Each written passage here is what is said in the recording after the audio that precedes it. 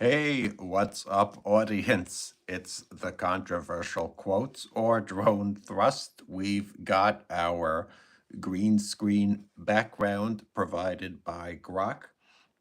Today, we're going to have a controversial discussion about the future of Hollywood. The opening movies this week are Mission Impossible 20 and Lilo and Stitch. Actually, I don't know if we're at the 20th installment of Mission Impossible. Perhaps Tom Cruise is going to do that when he turns 100. There's a problem in Hollywood with it all being sequels. There's a, a lack of original content. I didn't see Mission Impossible this weekend, because I think that Mission Impossible looked like it was just a tribute to Tom Cruise being able to do his own stunts. It didn't seem like it had much in terms of a spy story. It's getting great reviews on Rotten Tomatoes. So, I mean, it's probably a good movie, but I don't need to see it. I'm not sure about Lilo and Stitch. Maybe it's good. Perhaps I'm being too dour, about Hollywood's future.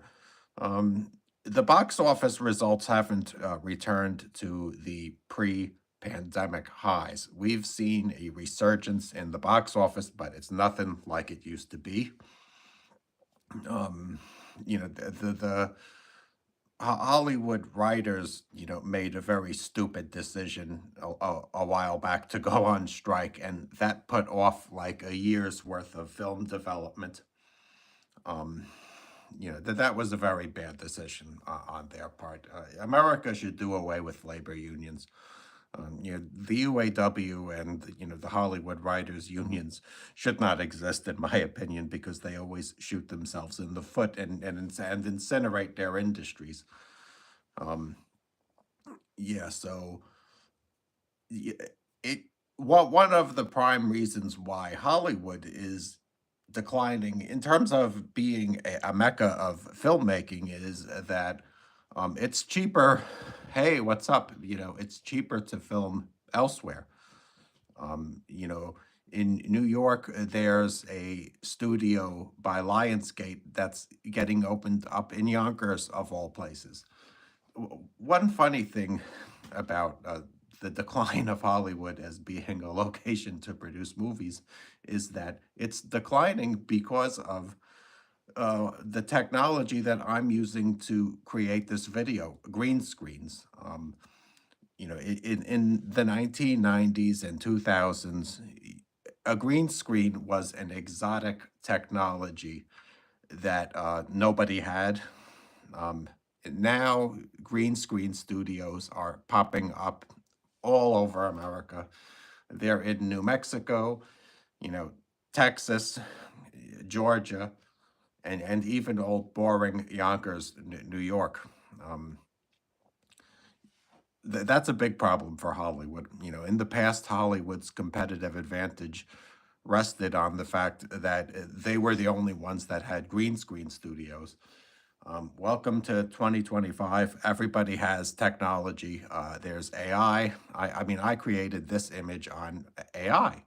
Now, AI is in its infancy. In the future, um, images like this are going to be indistinguishable from real photos.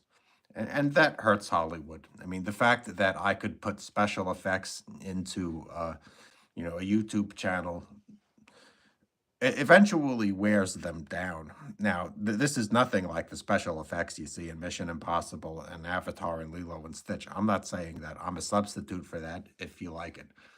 But um, uh, Governor Gavin Newsom is saying that he's going to he's aware of the fact that it costs a lot of money to film in Hollywood. Yes, they say if you if you want to film in Hollywood, it costs you like a ridiculous amount of money. Oh, the permits in Hollywood are tough to get. If you want to film an action scene on the Sunset Strip of, like, let's say me running down the Sunset Strip with my hands up and screaming like Tom Cruise in Vanilla Sky, that's gonna cost you a fortune. Where in, New York City, in New York even, you could do cheaper shoots. The funny thing is that they say that, yeah, New York City is cheaper to film in Hollywood. Did you know that in New York City, you may not even need a permit to do a small shoot, but in LA you do. So, like, let's say I go to, what's the high-end camera store? JNR Music World. I don't know, but like, let's say, I purchase a bunch of film quality cameras. I forgot, from a place I could go to New York City like with a Steadicam and film content that's of a cinematic quality without a permit supposedly. But if I want to operate a Steadicam in LA, I have to spend like $1,000 a day for a permit. That is just ridiculous. LA has got to get their costs under control if they want the city to come back. And another reason why I think Hollywood might be declining is that people aren't interested in stories that are based in LA and California. Um, I, Kim Kardashian was predicted to lose a lot of followers on Instagram this year. They say that we're witnessing a de-Kardashianization of everything, i.e., America doesn't care about the California culture anymore. America doesn't care if that there are very rich people living in the Hollywood Hills in mansions doing God knows what. I mean, we just care that what they do is legal and that they don't get arrested like Puff Daddy. um, but yeah, Americans aren't interested in California reality TV shows like the Jessica Simpson show and the Kardashians anymore. And I'm glad, because I think reality TV is terrible. I really don't need to see to sit down for 40 minutes and watch people walk around the mansion in California and drive around in a Ferrari. I mean, that's, not the type of entertainment I'm looking for. Okay, so what's another thing that's eating into Hollywood's margins? I would argue Mr. Beast. There's an effect called the Mr. Beastification of everything, and what that means is that now we have a YouTuber who has an unfathomably high audience going around getting higher ratings on his per shoot day than that which he could get on the Super Bowl. Yeah, I mean, Mr. Beast videos get more viewership now than the Super Bowl. And what Mr. Beast takes away from Hollywood is a sum of funds that we can't really even understand. I mean, you'd have to have like an actuary or an accountant calculate the uh, degree to which YouTube creators and TikTok creators are draining Hollywood of watch time. Every time you watch a Mr. Beast video, that's time that you're not looking at something from Netflix or Hollywood, and people are enamored by Mr. Beast. They think Mr. Beast is, some amazing, entertainer. Do you want to know what I think of Mr. Beast? Is that I was disappointed that he took an opportunity to go to the pyramids in Mexico in order to promote a candy bar. Mr. Beast doesn't seem to understand that a pyramid is a gravestone, and it's kind of disrespectful to use somebody else's grave tomb in order to promote a candy bar. Um, all right, I'm curious about him because a lot of it is CGI. And what are you talking about? But get paid. Yeah, yeah. Mr. Beast gets paid a lot of money per video. Now, he's weird in that he invests all the money he gets paid into his next video, supposedly. His candy bar company is worth like $5 billion. Feastables. I've had Feastables. I'm not like a big fan of people who, produce candy, because I think that candy is bad for America. I don't think that Americans need I don't think we need celebrities promoting candy. I'm not in good shape. But I've learned that I oughtn't. I ought to stay away from candy bars. Mr. Beast is he's like Warren Buffett. Some of the criticism of Warren Buffett is that Buffett runs a junk food empire, and I think Mr. Beast does the same thing. I don't want to get sidetracked, so let's get back to Hollywood. In Hollywood, they make too many sequels. There's, as I say, I'm not sure what number of Mission Impossible we're at. The first one was awesome, but they progressively went downhill after three. You know, the one they did in Dubai had a moderate rise in quality to it, but a lot of Mission Impossible films were just not that good in the middle there. And Tom Cruise is now admitting that he did too many of them. I haven't seen the latest Mission Impossible, but it seems like from the trailer, I think from what I've seen in the trailer, I don't want to give it away, but I have a feeling that Ethan Hunt might die. We might see, Ethan Hunt fall off a cliff and have a funeral. I haven't seen the movie. Um, I think Tom wants to get away from the franchising because he knows that, it doesn't, that people like me are sick of it. We want original content. Natalie Portman has a streaming series on Apple called The Fountain. Now, the word about um, The Fountain is that it has a lot of action. It's filmed in scenic locations, but it has no story. It's all action and no story. I haven't seen it. I think Guy Ritchie directed it, and Natalie Portman is a huge movie star.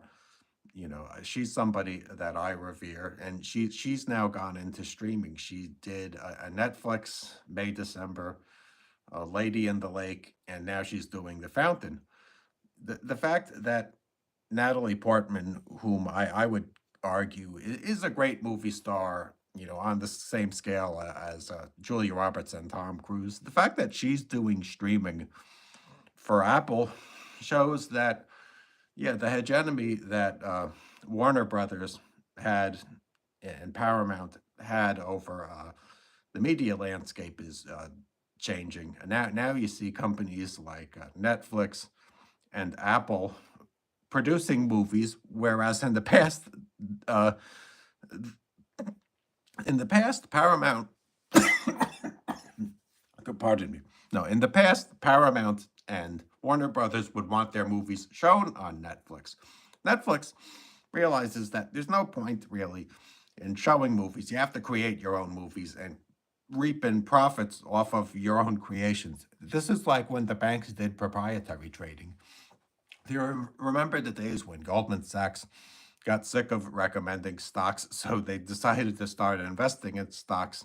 Then, when the Great Recession came, they had to get a bailout because their investments failed. I wonder if this is going to happen with Netflix and Apple. But I both of these companies used to be distributors of other people's creations. iTunes used to be a place where you would download Taylor Swift music. Now it seems like Apple understands that it doesn't make sense to provide people with a place to download music. You have to find the next Taylor Swift, copyright her songs, and make money off of her catalog. That's what they're doing with movies. Apple doesn't seem to have an interest in providing me with a place to download Mission Impossible. They now want to create create their own series that are very similar to Mission Impossible. Um, yeah, so I mean, I find it interesting that Apple, the biggest company in the world, you know, is more interested in producing movies than providing their audience with a sole means of disseminating the movies after they're out of the box office. I mean, I think Apple played a huge role in Formula One also. I mean, I'm not sure if Formula One is going to be on Apple or F1 the movie That'll probably be the next one I see. I think that in terms of Mission Impossible, I would recommend just seeing it on DVD because it just didn't seem like it had, a lot of quality to it based on the trailer I saw. All of these movies are beginning to look the same. Mission Impossible used to be a spy movie. Now it's more like an adventure movie. Um, and Yes, and that's why I think Hollywood is in decline. And what's another thing that has caused Hollywood to decline? Um, is all right. What's another reason why Hollywood is? There aren't really like any big movie stars. Harrison Ford stated that America is having a difficult time finding new movie stars. I think that Taylor Swift takes a lot of, you know, attention from other movie stars. Um, her cult of personality now is around the size of Elvis and Michael Jackson, despite the fact that her musical quality lags Elvis and Michael Jackson, I think by a wide margin. I would characterize her fan base as, yeah, being that follows a cult of personality. Um, you know, um, all right. So what's another reason why Hollywood is in decline that's related to Taylor Swift? The Blake Lively lawsuit. Now we have a trend in the Me Too movement, an alarming trend wherein, an actress gets SH'd by her director and sues the director. She then asks her friend to appear in court to say what she knew about the SH, and Taylor doesn't want to appear in court at all. Taylor has denied that she knew anything about the goings on the set and only contributed My Tears Ricochet via a licensing agreement. It seems to me like Justin Baldoni um, contradicted Taylor's statement because Baldoni stated that he met with Taylor at Blake's apartment and Taylor instructed him to change the script of the movie. Now, this is a lot of Hollywood is angry at Blake Lively. They're mad at Blake Lively because they know that this is going to cause production costs to soar, probably. Maybe they have inside information that I don't have, but it seems like, the Me Too movement. Okay, I think the Me Too movement was justified. I don't condone the notion that, producers of movies should be able to do as much Harvey Weinsteining as they want. I think criminals should go to jail. And yeah, if the movie studios provide actresses with a hostile work environment, let them get sued. But every business has a cost of doing business, and Blake Lively's lawsuit is another factor that's causing the cost of movies to soar. Beyond what I could afford to pay for them. I mean, I don't need to see ticket prices shoot up to $30 a ticket. Because there's um, a possibility that you're going to have increased costs due to SH insurance. I mean, movie studios are going to have insurance policies to protect them from these types of lawsuits, and that's further ballooning the cost of production. Yes, and yeah, there are other reasons. Let me see. I have the reasons listed. Uh,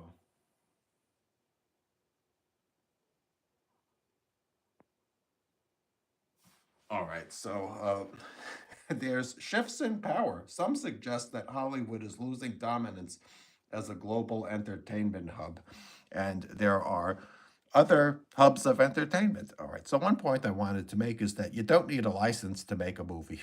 Um, I could start a movie studio if I had a backer. I could uh, pay writers to write a story that I think will sell and produce the movie and sell it. I don't need to go to Hollywood to make a movie. In the past, green screen technology used to be uh, relatively confined to Hollywood, but now it's all over the place. It's easy to create a green screen studio. Here in, New York, New York is a big state. We could have green screen studios that are every bit as sophisticated as James Cameron used in Avatar to create whatever movie we want. It's just a question of can audience members determine the difference between filming on location and filming on the green screen. Um, yeah, so also there's Bollywood. The other location hubs could be Europe. Um, People might be also tired of the American story, and they might want to see stories about people living in Ireland, Spain, Italy.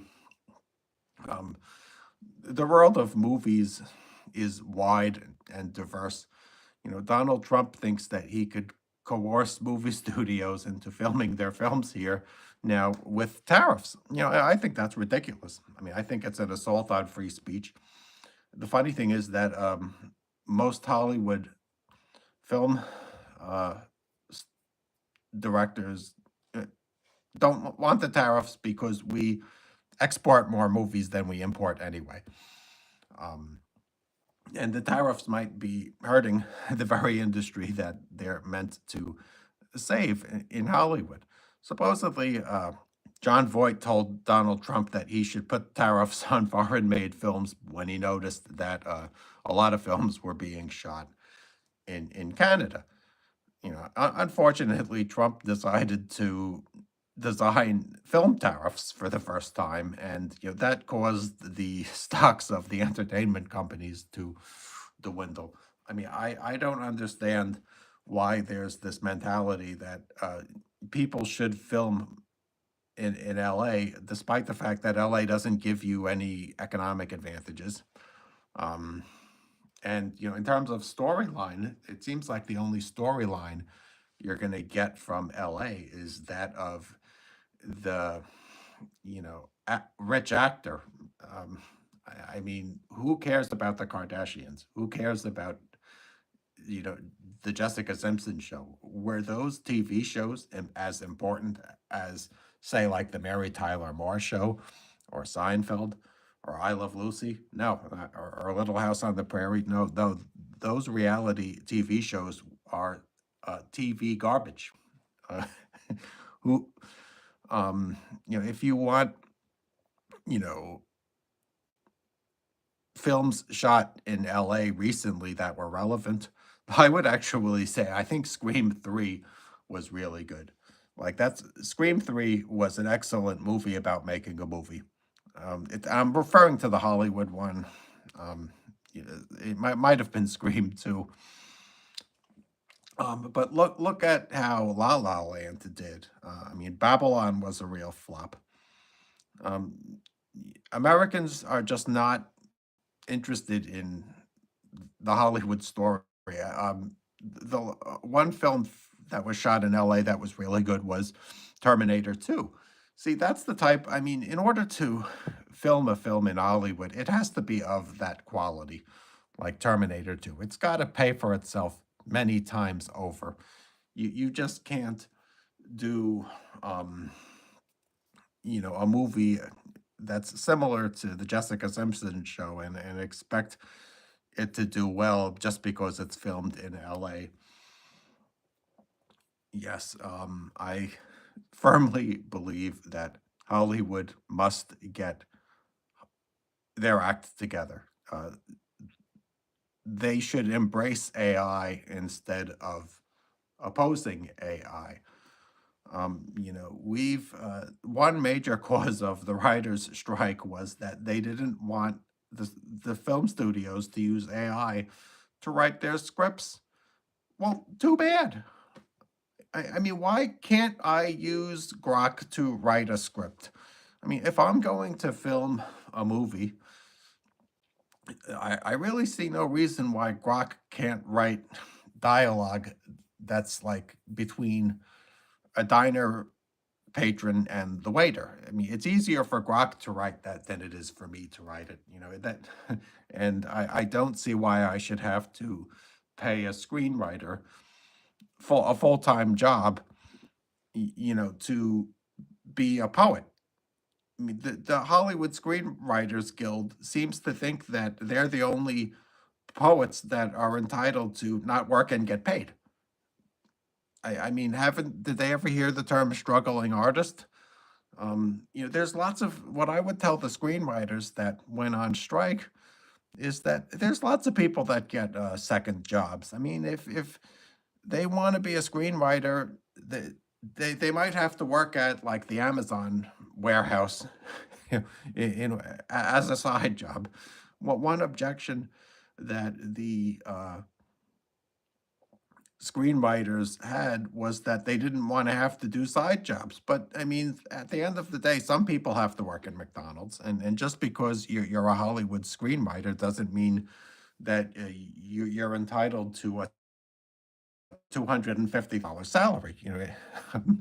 I mean, people should go into fields that you know are stable. Nobody should get a job, as a YouTube creator if they can't generate revenue to subsidize, their content generation. Yeah, I have a job. I'm not monetized. That's fine with me. I do what I do for fun. At no point did I ever demand that, people subsidize me, simply, because I call myself an artist. The Hollywood screenwriters are doing that. You know, I mean, if they want to be employed, what I would say is that they should write films like Jerry Maguire, write films, come up with lines like "Show me the money." That's not an easy thing to do. And the Hollywood screenwriters, should be replaced by AI in order to drive down the costs of the movies. I would have no problem with saying that. But these days, when you talk about AI replacing people, it causes a lot of fury. But when you look at who they're replacing and how it brings down the cost for the consumer, you see that it's justified. I mean, that there's nothing really wrong with replacing an overpaid screenwriter with a robot, because the screenwriter could get a job working in McDonald's like everybody else. The biggest problem in America, yeah, is that people think that they're entitled to be overpaid, and that working in Target, Walmart, McDonald's, is beneath them. I mean, that they believe that they should be able to form labor unions and extract money from corporations, in order to pay people to do nothing through feather bedding.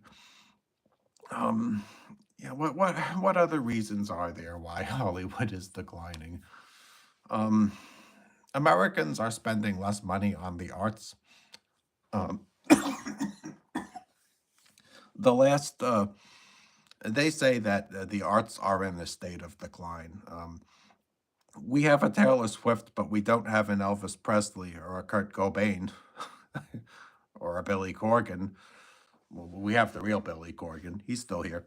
Go listen to his music. He's a brilliant artist. It's difficult to be, an artist and make money off of your art.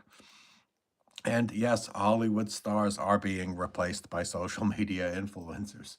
That might you might find someday that my channels get a sponsor and that I make enough money to live in Hollywood doing live streams. I could get as big as Joe Rogan. Joe Rogan is really just like a meathead that uses his platform to rant against the people that he doesn't like, and I have every intention of doing the same. I mean, I'm learning about how, I'm trying to figure out how to avoid getting banned from YouTube. I don't have any outstanding issues, but it's like when I look at my means of generating viewership, it seems like I do a lot of things that YouTube doesn't like, and it's likely that they'll take me down for nothing someday. Um, so I have no outstanding issues. I think it's good that social media creators are giving Hollywood stars a run for their money. I don't have a problem with competition. I think competition is a good thing. The fact that people vote with their cell phones, to determine their entertainment sources is part of the fabric of democracy. I don't need a screenwriter to write what I'm saying. I could speak off the top of my head about a lot of issues. When I'm not an expert on the issue, I'll look it up on the internet and take a step back and say, well, gee, let me, acquaint myself with the facts. The screenwriters have to learn how to become social media creators if they're insisting on getting paid solely based on their ability to write. That's what I'm trying to do. That's what they should do. That they should not go on strike and balloon the production cost of movies beyond to the point where in a whole year's worth of movies get canceled.